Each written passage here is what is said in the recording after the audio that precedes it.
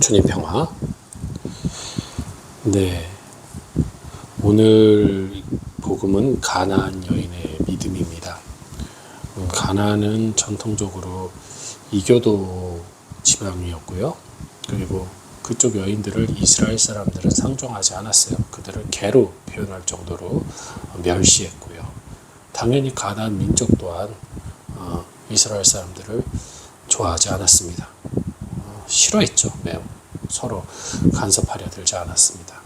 그런데 오늘 가나안 여인은 사랑하는 아이를 위해서 예수님 앞에 정말 굴욕적이다 싶을 정도로 무릎을 꿇고 자비를 청하고 있습니다. 여기 이 장면에서 우리가 주목해야 될 부분이 있어요. 예수님께서 평소 같으면 언제나처럼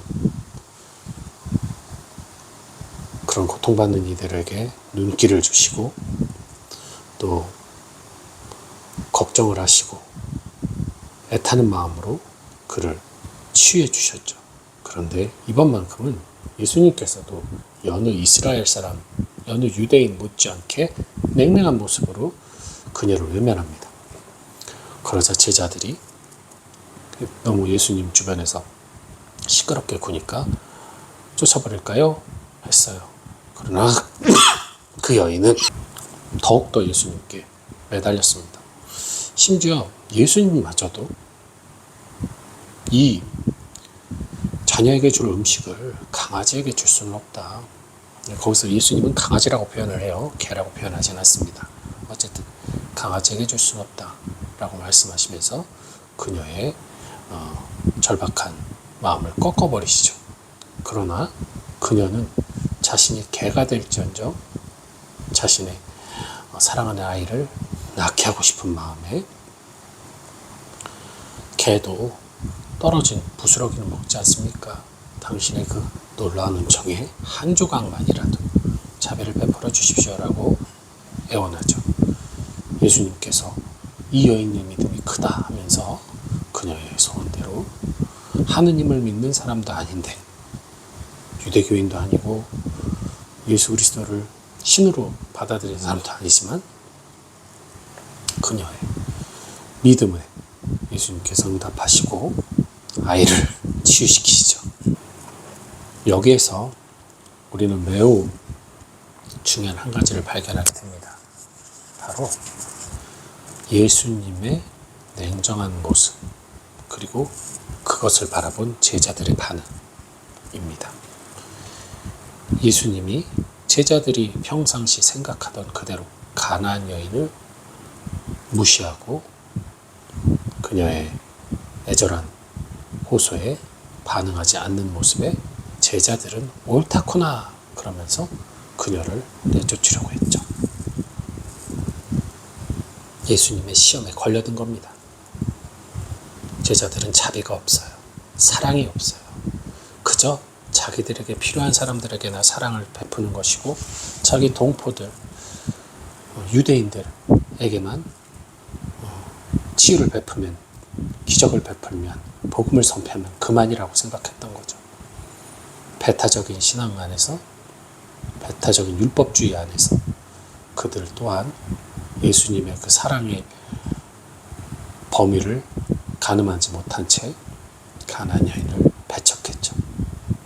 과연 예수님이 침묵하고 있는 가운데 그들은 어느 정도 사랑을 베풀 수 있을 것이냐, 어느 정도의 그릇으로 자애로운 하느님의 제자의 모습을 보여줄 것이냐, 여지없이 걸렸습니다. 없어요. 이것은 오늘날 우리들의 모습으로 돌이켜본다면 더욱더 명확해집니다. 우리의 일상 중에 하느님의 음성은 들리지 않아요. 우리의 일상 중에 구체적인 모습으로 예수님이 나타나시지도 않습니다. 그런데 우리가 선택해야 할 상황은 끊임없이 반복이 되죠. 그런 상황 안에서 과연 나는 평상시 내가 알고 믿는 예수님의 그 사랑과 그 사랑으로 인한 예수님의 태도와 생각과 행동을 얼마만큼 닮아서 살아가고 있는가. 갖춰진 조건 안에서야 충분히 사랑을 베풀 수도 있고 희사를 할 수도 있고 선포할 수 있겠죠. 하지만 그 조건이 갖춰지지 않았을 때 과연 나는 용기를 낼 수 있고 내가 정말 미워하는 그를, 정말 싫어하는 그를, 정말 증오하는 그를 위해 손을 내밀 수 있을 것인가? 응답하지 않는 주님을 느끼면서 이건 맞아. 주님도 그를 사랑하길, 그를 용서하길, 그를 치유하길 원치 않으시는 거야. 이건 주님의 뜻이야. 정말 주님의 뜻이 저 사람을 위한 거라면 뭔가 저 사람에게 좋은 거를 해주겠지. 안 해주시잖아. 저건 저 사람이 나쁜 사람이기 때문에 벌을 받아야 되는 거야. 예수님의 시험에 걸려드는 거죠. 예수님은 그 여인의 믿음을 알고 있었습니다. 그 여인은 끝까지 포기하지 않는다는 것을 알고 계셨어요. 하지만 알고 있는 그 가능성과 실질적으로 드러내는 그 실행은 또 다른 차원이죠. 그녀의 믿음의 가능성을 아셨지만 그녀가 과연 진짜로 그 모독과 비박 속에서 끝까지 자비를 청할 수 있을 것인가? 그것은 실질적인 그녀의 행동을 통해서만이 증명될 수 있겠죠. 기다리신 거예요. 그러나 우리 나약한 인간은 그 기다림이 없어요. 기다려주지 않습니다. 나에게 미운 사람은 나쁜 사람이고 나와 반대하는 사람은 잘못된 사람이니까요. 그로 인해 수많은 갈등이 일어나고 분열이 일어나고 용서할 수 없는, 화해할 수 없는 분열로 인한 상처들이 생겨나고 그죠? 그래서 예수님의 이 시험을 제자들은 실패를 하고 창피하고 부끄러웠겠죠. 예수님이 결국 치유해주는 그 모습을 보면서 제자들을 둘러보면서 이 여인보다 큰 믿음을 난 너희한테서 본 적이 없어. 얼마나 굴욕적이고 창피합니까? 그 여인은 자기들이 천시하고 무시하고 인간으로도 치지 않는 가난의 그것도 한 가난한 여인일 뿐인데 그 여인만도 못한 자신들의 모습이 얼마나 수치스럽고 부끄럽겠어요. 근데 아시다시피 그런 부끄러운 제자들마저도 예수님 앞에서 자기들이 1번이 되기 위해서 싸우고 잘난 척하고 사람들 앞에서 거들먹거렸죠.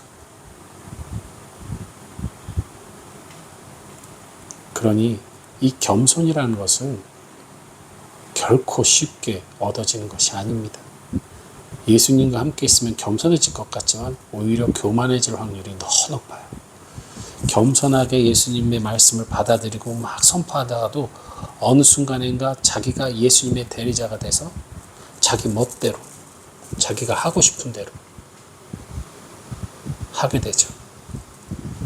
예수님을 가리키던 손가락이 자신을 가리키면서 이제는 사람들에게 자기를 바라보도록 만듭니다. 돈을 요구하기 시작하죠. 자기가 하는 사업을 지원하길 원하기 시작하죠. 하느님이 아니면 단 한마디도 뻥끗할 수 없는 그런 존재임에도 불구하고 자기 능력을 과신하며 말로는 겸손을 얘기하고 말로는 주님의 뜻을 이야기하면서 결국 자기 이야기로 사람들에게 자기 사업을, 자기 계획을, 자기 생각을 강요하고 설득시키고 따라오게 만드는 그런 교만을 저지를 수도 있습니다. 그렇기 때문에 여러분 오늘 망신당한 제자들도 깨닫지 못하고 결국은 예수님이 죽고 부활한 후에야 깨달았죠. 마찬가지입니다. 우리가 진정 주님이 없으면 정말 아무것도 아닌 진짜 구더기만도 못한 존재라는 것을 정말 완전히 이해할 때 주님이 계셔서 내가 그래서 사람답게 살고 있구나, 신앙인으로 살고 있구나, 그 감사만으로도 너무나 황공하고 행복한 신앙생활을 살아갈 때 겸손해질 수 있어요. 그러지 않으면 여전히 나는 이제 예수님을 알아서 나는 이제 신앙인인데 쟤는 예수님 모르니까 쟤는 한심하고 불쌍한 사람이야 라는 여전한 교만을 가질 수가 있게 되는 겁니다.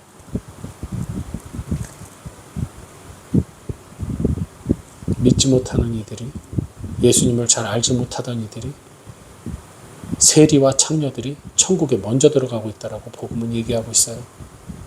분명한 죄인인데, 율법으로 보면 악인인데 그들이 먼저 하늘나라에 간다고 성경은 말하고 있습니다. 그렇게 따지고 볼 때 과연 누가 천국에 갈까요? 예수님을 믿는다고 고백하지만 온갖 교만 속에서 살아가는 나일까요? 아니면 끊임없이 겸손함 속에서 자비를 청하며 비록 주님의 이름을 알지 못하고 부르지는 못하지만 하늘 무서운 줄 알고 살아가는 그일까요? 언제군 예수님의 이름을 알아들으면 회개할 수 있는 그일까요? 예수님의 이름을 알고 회개했다고 말하지만 정작 제자리에서 움직이지 않고 버티고 있는 나일까요? 답은 하느님의 뜻에 달려있겠지만 분명한 사실은 교만한 이는 구원받지 못한다는 것입니다. 그러니 여러분, 오늘도 판단을 하고 계실 우리 모두 조금은 생각을 바꿔서 진정한 겸손이란 그저 나를 상대방과 비교해서 낮추는 것이 아니라 완전히 바닥까지 내려가는 무로의 비움임을 기억하시길 바랍니다. 주님 평.